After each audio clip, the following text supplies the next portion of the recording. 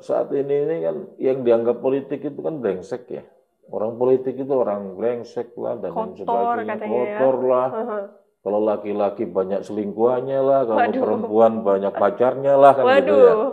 Itu kan nganggap orang politik itu begitu. Mhm. Terus korupsi lah dan lain Iya. sebagainya. Tugas DPRD tidur terima duit gitu kan ya. Mhm. Boleh-boleh saja. Jadi kalau ingin tahu curhatan anggota dewan, jadilah anggota dewan.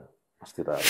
Tapi ketika politik itu hanya dipandang sebagai jalan untuk menempatin posisi yang dikendakin, politik itu akan menjadi sesuatu yang kotor, sesuatu yang penuh dengan kepura-puraan, kemunafikan, dan menjadi awal lahirnya bencana di kehidupan.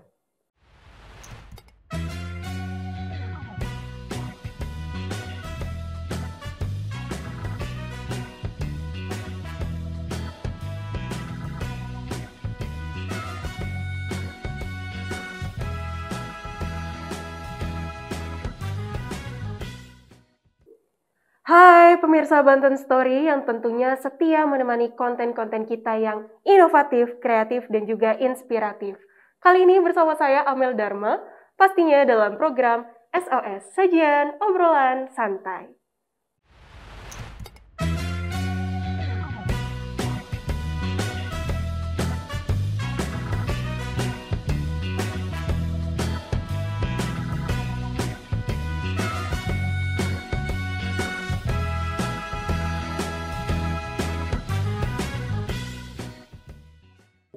Kembali lagi bersama saya Amel Dharma, yang pastinya dalam program Sajian Obrolan Santai. Kali ini saya akan berbincang-bincang santai dengan narasumber yang sebelumnya saya pernah ngobrol bareng beliau nih. Beliau ini selaku Wakil Ketua DPRD Provinsi Banten, yaitu Bapak Nawaz Said Dimyati. Selamat datang, Pak. Selamat datang, Mbak Amel. Iya, Bapak gimana kabarnya, Pak? Alhamdulillah baik. Alhamdulillah baik ya, Pak. Untuk kegiatan selama pandemi seperti ini, Ya biasa, gimana? masih melaksanakan tugas-tugas kewajiban sebagaimana mestinya, di samping juga membantu program pemerintah, terutama memberikan edukasi kepada publik terkait betapa pentingnya menjaga, merawat nikmat sehat, yaitu dengan tetap menjaga protokol kesehatan. Oke, baik. Ini ngomong-ngomongin prokes nih, Pak. Kebetulan kita juga sudah pada vaksin ya, Pak. Boleh dibuka maskernya terlebih Oh, dahulu. boleh.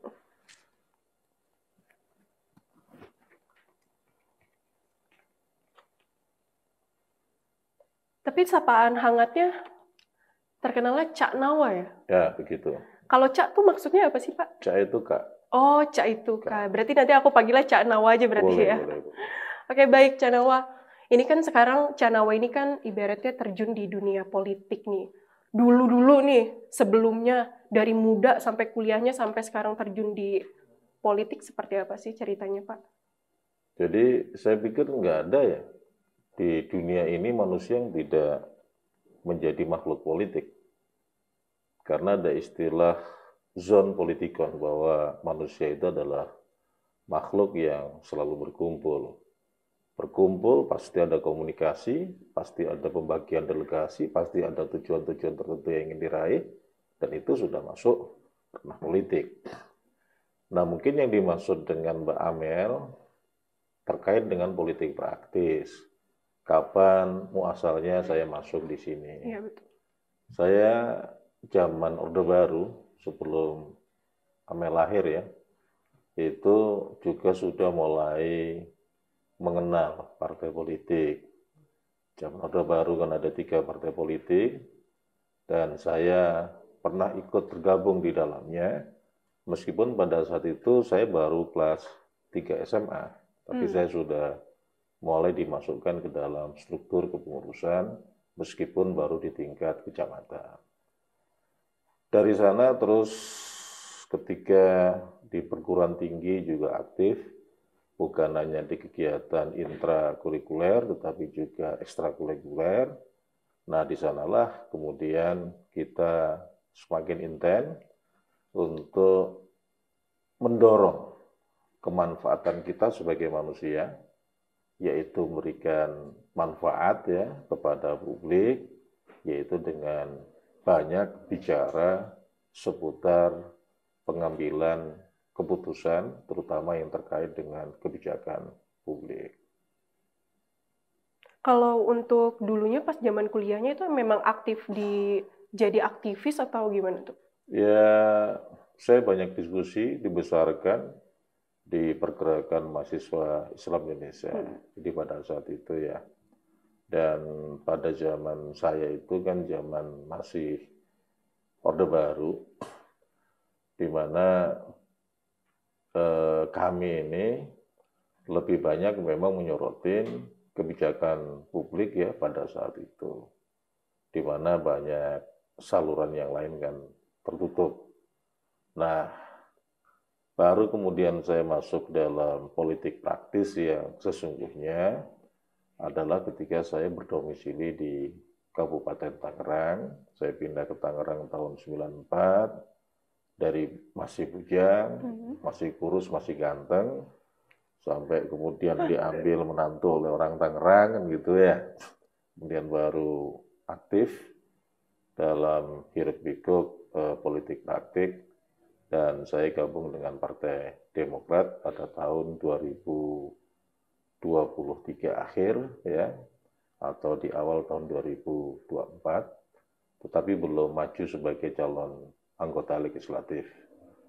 Pada saat itu saya dipercaya untuk menjadi ketua tim pemenangan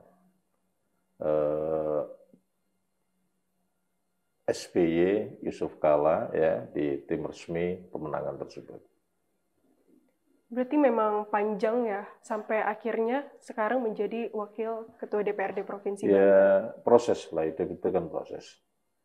Selama kita masih punya nafas hidup, itu kan proses. Sama saat ini kan juga proses. Ke depan seperti apa kan kita nggak tahu.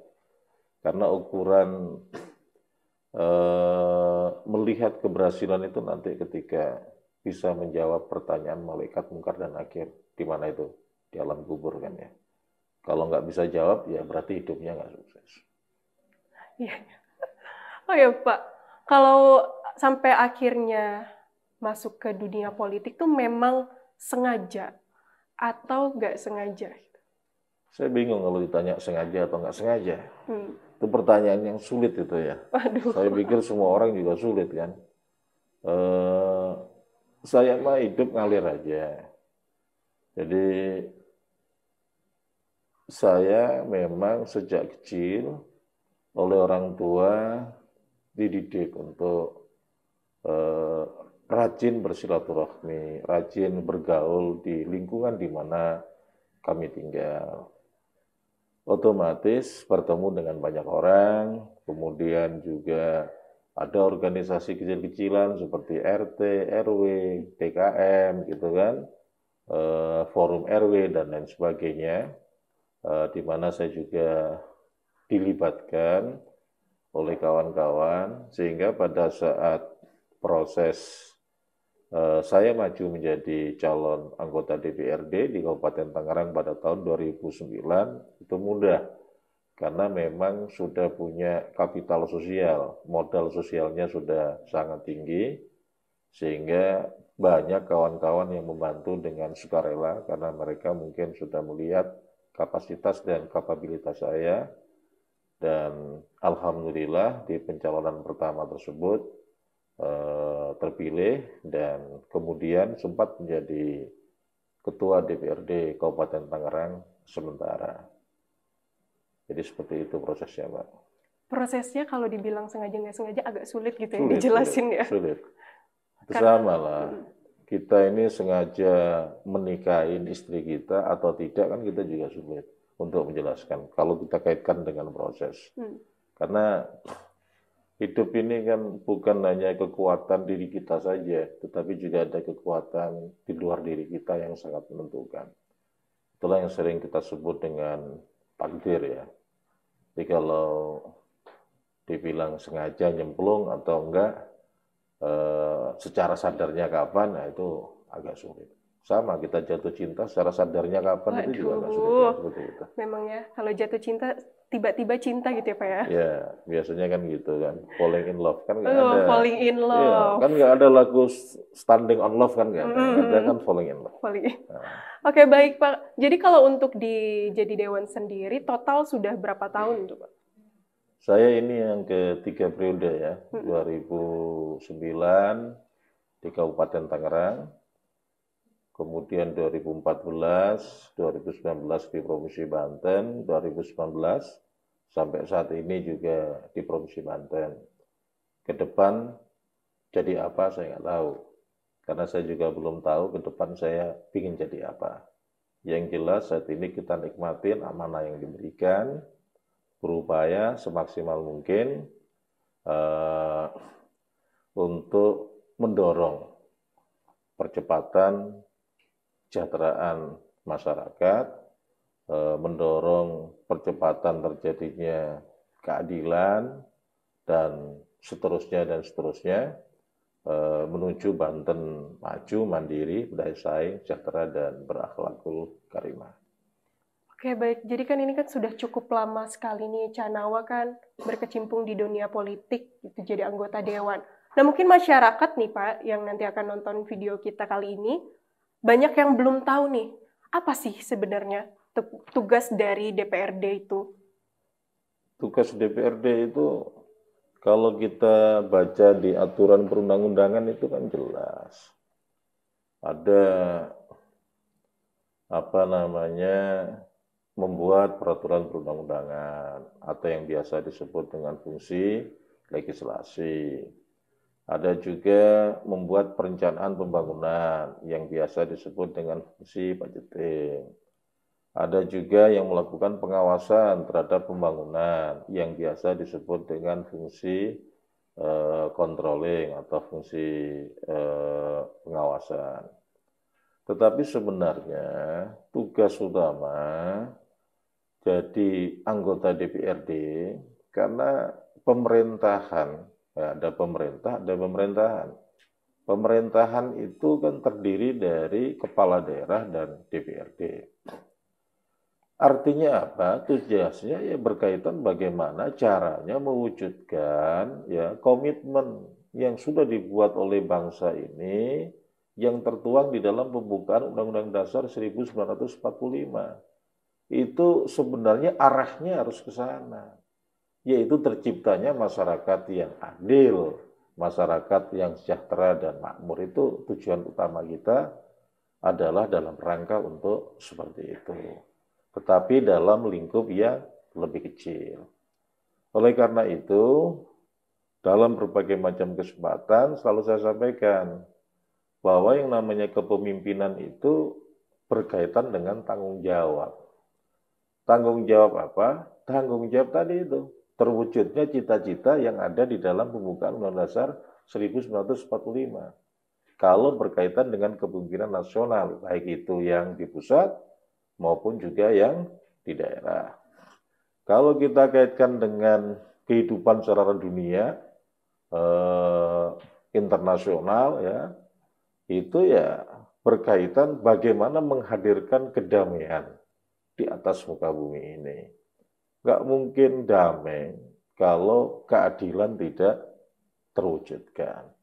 Tidak mungkin ada kedamaian apabila masyarakatnya miskin. Masyarakatnya harus semakin mendapatkan kesejahteraan. Tidak mungkin kedamaian itu terjadi apabila akses untuk mendapatkan informasi publik juga ditutup ya, dan seterusnya dan seterusnya. Saya pikir itu Mbak Amel.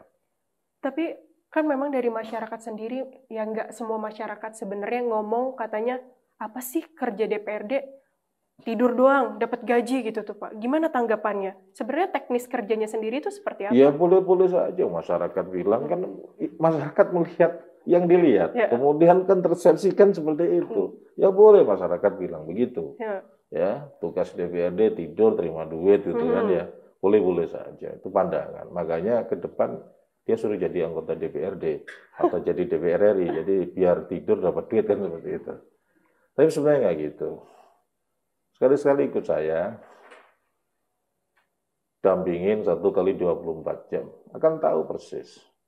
Karena begini, ketika kita menjadi wakil rakyat, itu tugas utama kita sebenarnya bukan hanya di kantor, tetapi justru yang lebih banyak itu di luar kantor.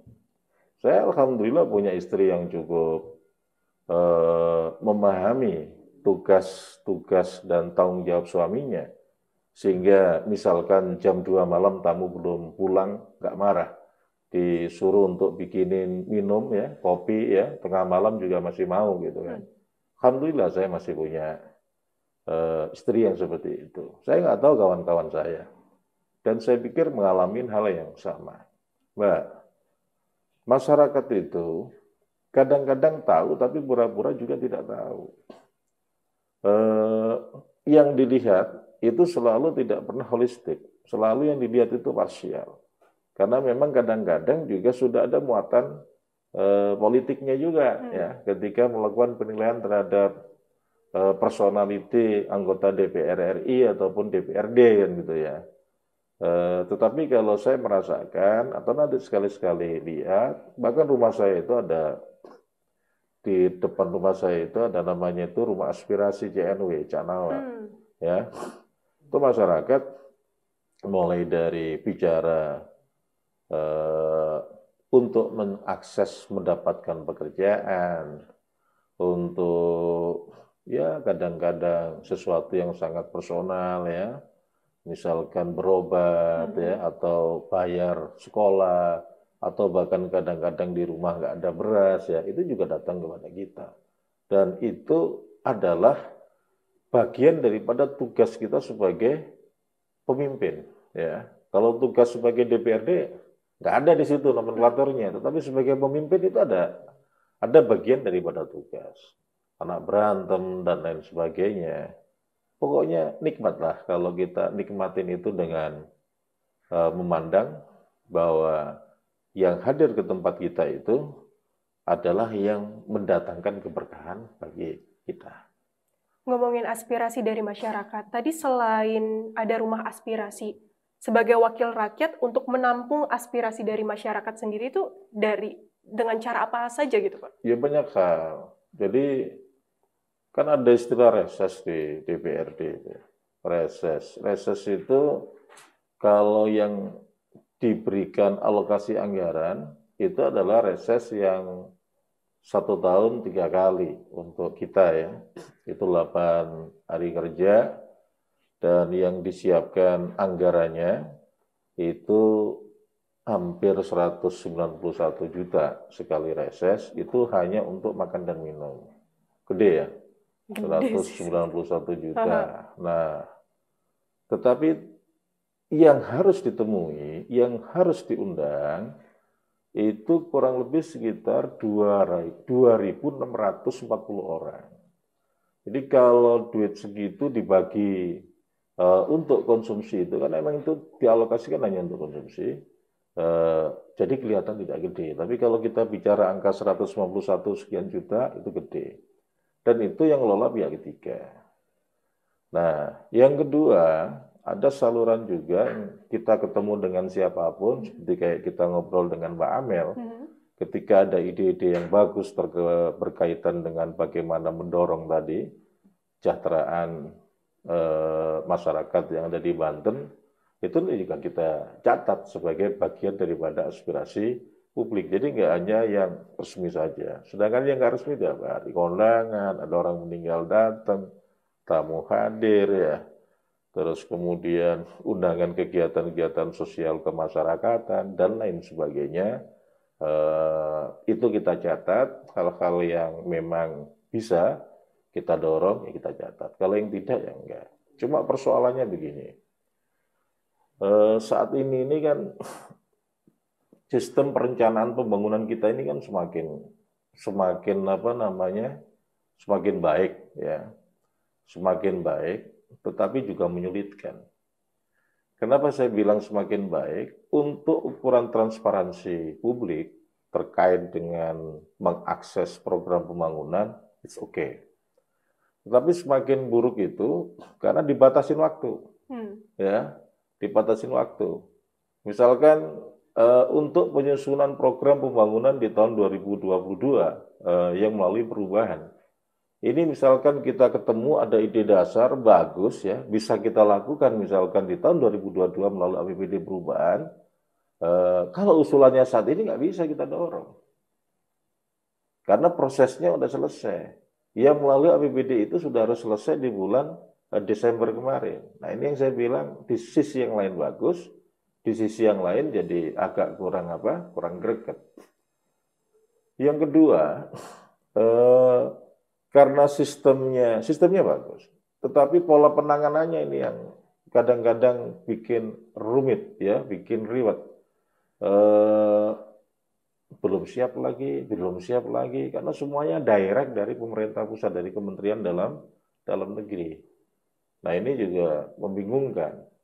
Makanya kalau banyak teman-teman anggota dewan yang agak stres, mereka itu stres karena memikirkan aspirasi masyarakat yang dia dengar, yang dia tampung tidak mampu didorong menjadi sebuah program pembangunan. Itu yang bikin teman-teman DPRD itu stres itu di situ. Jadi bukan karena stres gajinya kurang atau apa, bukan. Stresnya karena itu. Sama loh, Mbak. Kalau sampean nggak bisa memenuhi harapan orang yang Mbak kasih kan juga gimana perasaan? Sama juga anggota dewan, sedih. Harapan masyarakat yang dia kasihin nggak bisa dia dorong, ya pastilah. Pasti sedih. Nah itu kadang-kadang stres. Saya tahu persis. Jadi kalau kita ini misalkan kunjungan keluar kota ya, setelah kita melakukan tugas-tugas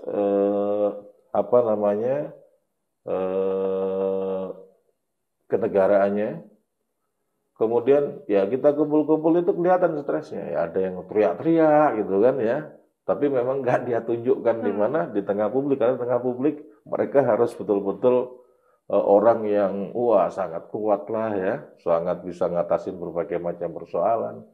Tapi kalau sudah di luar itu kadang teriak-teriak. Jadi kalau ingin tahu curhatan anggota dewan, jadilah anggota dewan. Pasti tahu. Karena nggak mungkin mereka curhat kepada masyarakat luas. Justru masyarakat yang curhat ke anggota dewan ya? Tempat curhat masyarakat. Jadi kalau mereka curhat ya antar anggota dewan. Akhirnya gitu kan, teriak-teriak, lucu-lucuan gitu kan. Nah, itu biasa. Kalau untuk aspirasi masyarakat dari masyarakat sendiri sampai detik ini yang paling banyak tuh persoalan apa?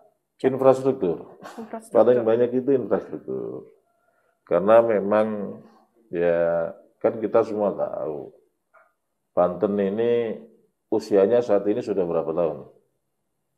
17 ya? 17 atau 18? 20 tahun. 20, kurang lebih. 20 tahun. 20 tahun membangun ini kan arahnya kan juga sejak awal nggak begitu seperti yang kita harapkan secara bersama-sama. Sehingga masih banyak infrastruktur yang memang belum bagus ya, sehingga masyarakat lebih banyak arahnya adalah untuk infrastruktur. Dulu ketika gabung sama Jawa Barat kan Banten hampir nggak tersentuh kan. Nah kan baru mulai 20 tahun yang lalu. Terus kemudian sekarang baru mulai kelihatan ada pembangunan sport center ya, ada rumah sakit 8 lantai, kemudian jalan-jalan juga sudah mulai bagus ya, kawasan Banten Lama juga sudah mulai indah, tidak kumuh seperti dulu dan baru mulai kelihatan. Jauh hari kan belum. Tetapi ini kan baru di pusat kotanya. Sedangkan di dalamnya ya pasti kita tahu lah. Kalau saya ngomong kan nanti salah.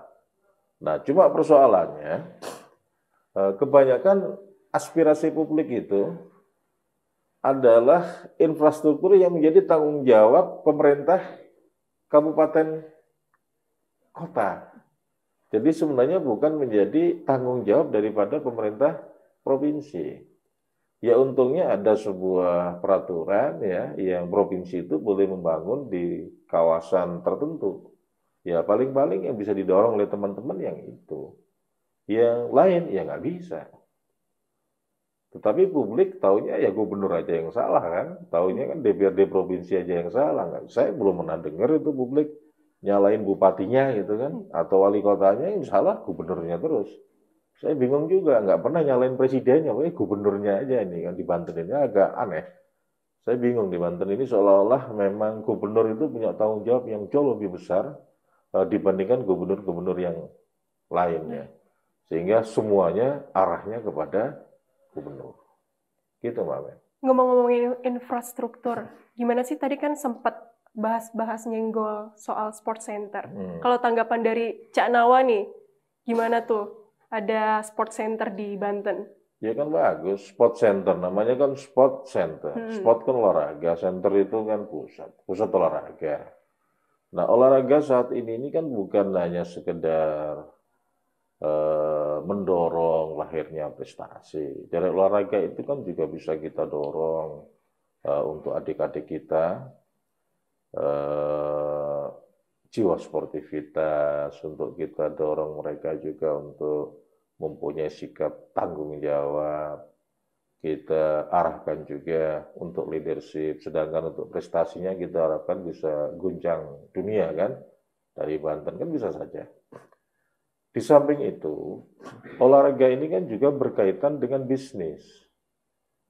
Ya, jadi harus diuin dengan bagus. Bisa untuk mendorong lahirnya ekonomi-ekonomi kreatif yang pada akhirnya akan menjadi andalan dalam rangka mendongkrak pertumbuhan ekonomi masyarakat di Provinsi Banten. Banyak hal lah. Nah itulah makanya perlu pemimpin yang visioner. Jadi lihat pemimpin, nyari pemimpin itu yang visionernya dulu, yang punya pandangan luas ya terkait dengan sebuah persoalan. Kalau kita punya pemimpin visioner ya selesai lah.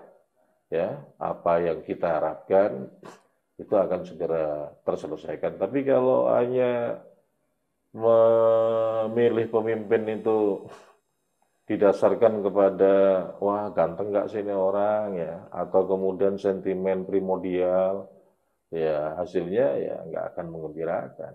Yang ada justru akan kontok-kontokan terus di tengah masyarakat. Karena lebih banyak sentimen primordial, baik itu agama, etnis, suku, dan lain sebagainya. Kayak gitu, Mbak. Tapi kalau untuk sport center sendiri kan pasti ada pro dan kontra ya di masyarakat. Apalagi tadi kan perihal pembangunan infrastruktur tuh belum masuk ke daerah-daerah dalam gitu. Tanggapannya Pro seperti dan apa? kontra itu kan biasa ya. Jadi gini, ada pembangunan ya yang memang kita dorong untuk langsung menyelesaikan persoalan masyarakat di tengah lingkungannya. Ada juga yang kita bangun dalam rangka untuk memupuk kebanggaan dan semangat untuk mencapai sesuatu yang jauh lebih tinggi. Salah satunya sport center dan kawasan Banten Lama. Itu adalah dalam rangka untuk itu. Juga rumah sakit umum yang kita tambah jadi 8 lantai itu juga untuk itu. Di rumah sakit itu nanti kan kita harapkan menjadi lab bagi Universitas Sultan apa? Sultan Ageng Tirtayasa ya, untuk fakultas kedokterannya. Kan keren kalau Untirta punya fakultas kedokteran, ya kan? Terus kemudian akan menjadi kebanggaan nggak untuk Banten? Akan menjadi kebanggaan untuk Provinsi Banten. Akan melahirkan generasi-generasi yang hebat nggak? Peningkatan sumber daya manusianya, itu pasti. Dan juga ketika Untirta itu diserbu mahasiswa dari mana-mana, itu juga akan menghidupkan masyarakat sekitarnya nggak? Yang kos di sana, usaha di sana, dan sebagainya. Jadi melihatnya itu nggak boleh hanya satu sisi, satu sudut pandang. Harus kita lihat dari berbagai macam sudut pandang. Begitu juga ketika kita punya sport center, punya stadion yang cukup bagus ya. Ini ketika nanti kita ada bikin IO atau bikin sebuah kegiatan yang sifatnya nasional maupun internasional juga akan mendatangkan banyak orang kan.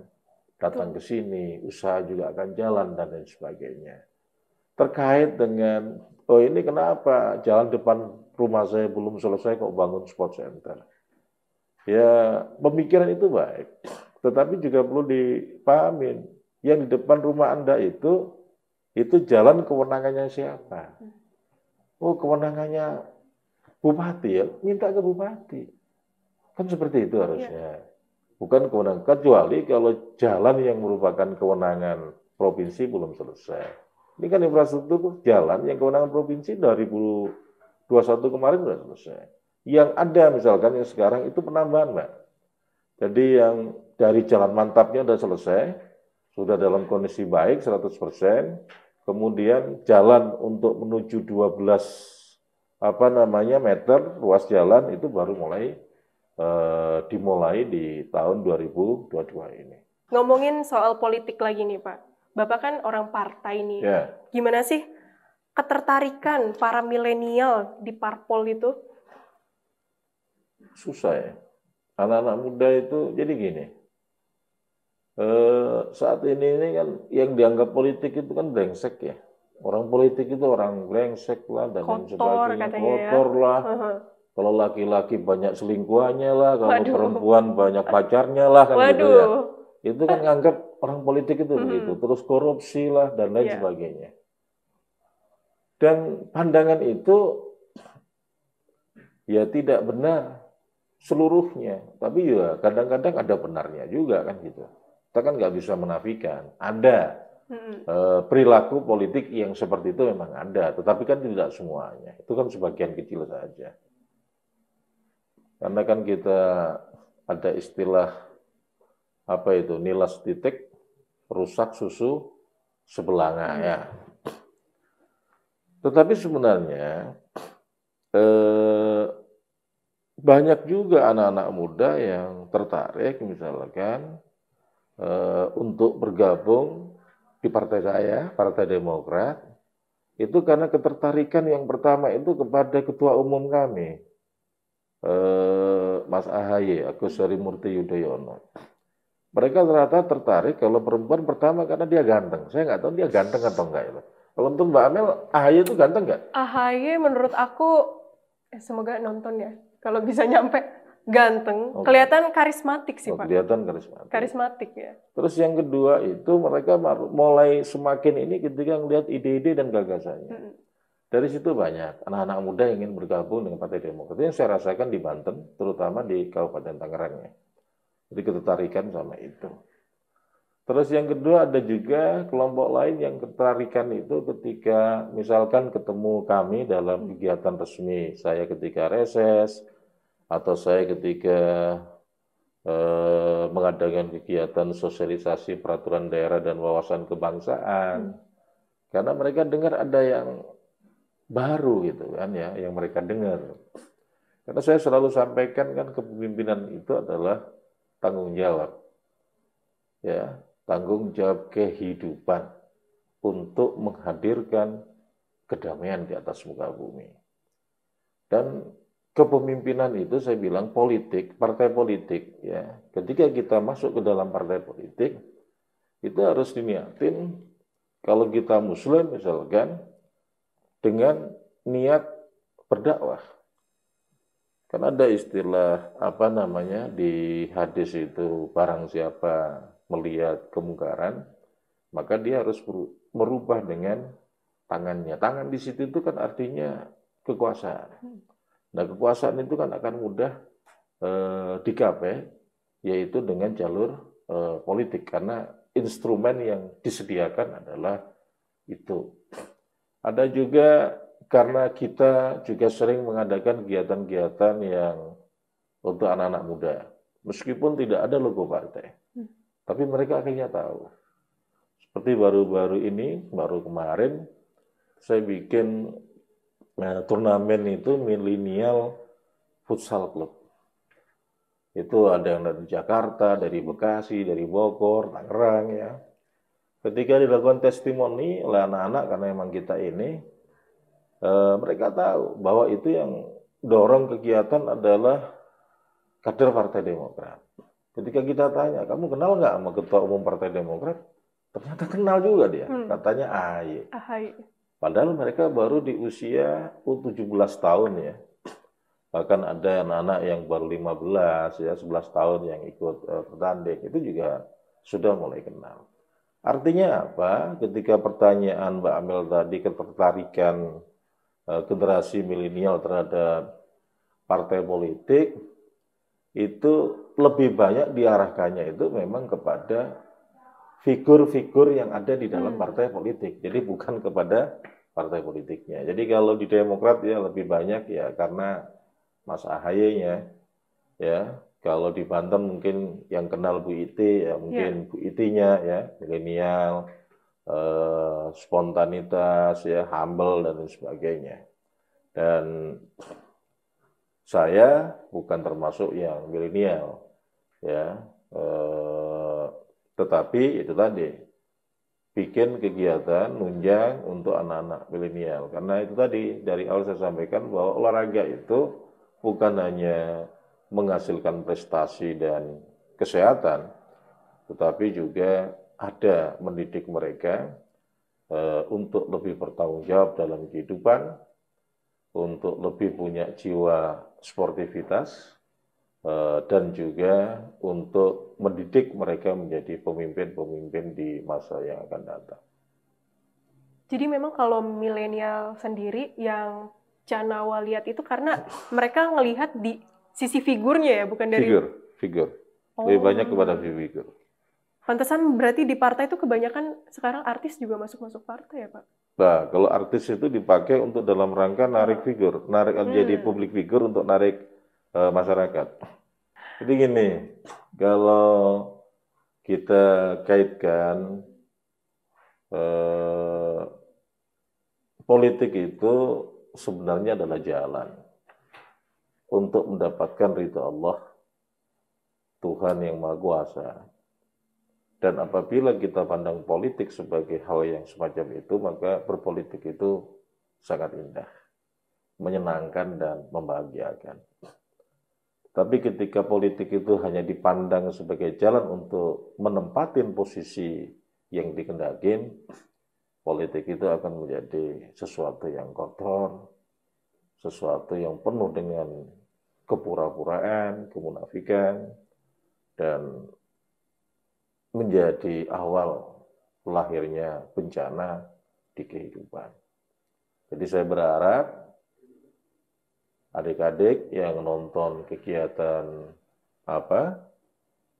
podcast ini ya, dan juga semua pihak, ayo gabung ke partai politik yang kita suka, bukan hanya kepada figurnya, tetapi juga kepada ideologi perjuangan di dalam partai tersebut, karena nggak mungkin cita-cita NKRI ini bisa kita wujudkan tanpa kita bergabung ke dalam partai politik. Saya pikir itu. Terima kasih Mbak Amir. Baik, terima kasih Canawa sudah ingin berbincang-bincang. Cukup sekian talkshow kita hari ini bersama narasumber kita yang sangat luar biasa, Canawa. Dan gak kerasa juga nih udah lebih dari 30 menit kita berbincang-bincang. Jangan lupa like, comment, share, and subscribe. Saya Amel Dharma dan Canawa pamit undur diri. Dadah!